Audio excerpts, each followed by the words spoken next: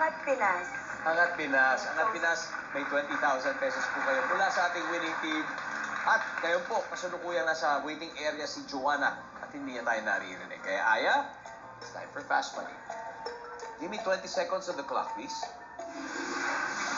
What are the questions this time? Survey kami ng 100 lalaki. Name something na gusto mong makita sa beach kapag summer. Go. The sea. Eduardo. Kapag sinabing diva, sinong foreign artist ang una mong naisip? Michael Jackson. Beyonce. Bukod sa bag, fake item na binibenta online. Makeup. Makeup items. Name something na pinapa-repair.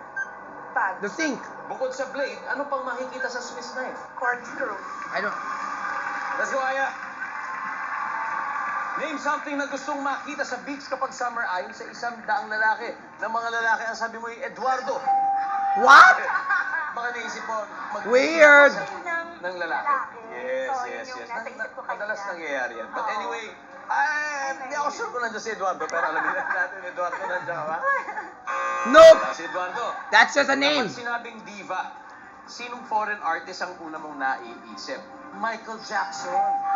Survey says, He's dead now.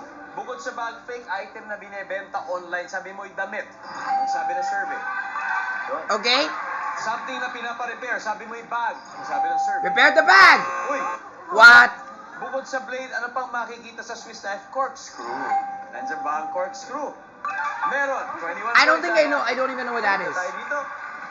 Let's welcome back Joanna. Joanna, Alam Ay. ko. kamusta pa? Okay naman. Kinakabahan. Nanginginig eh. Isipin nyo, nanalo na kayo. Oo nga. Kakabahan ka pa ba? Oo Diba? nga. Ano na ito? Bonus na lang. Surprise! Okay, Joanna. 5 questions, pero this time 25 seconds mo siya kailangan sagutin. Si Aya, nakakuha ng 21 points. So meaning 179 ang kailangan mo, Joanna. But either way, just Here we listen for go. the answers. Give me 25 seconds on the clock. Let's go. Makikita ng mga manonood ngayon ang sagot ni Aya. So first question, nag-survey kami ng 100 lalaki. Name something na gusto mong makita sa beach kapag summer. Go. Babae naka-swimsuit. Kapag sinabing diva, sino foreign artist kaya ang una mong naisip? Diva.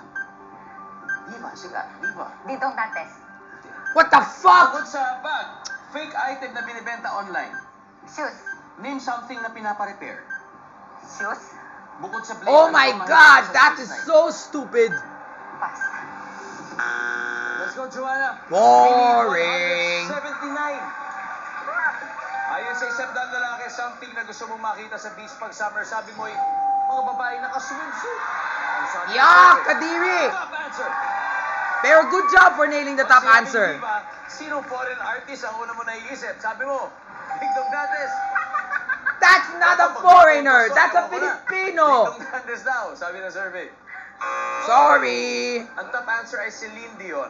Bukod sa bag, Yeah, fake like item na Beyonce, binibenta that's what I online, said. Sabi mo eh, She's my idol. ang sabi ng survey, top answer. Nice. That's great. Top answer. Something na pinapa-repair, ang sabi mo ay shoes din. Wow. Survey, meron. Good. Ang top answer ay damit. Damit. Bukod sa blade, ano pa makikita sa Swiss knife? Hindi na natin nasagot, pero ang top answer dito ay gunting.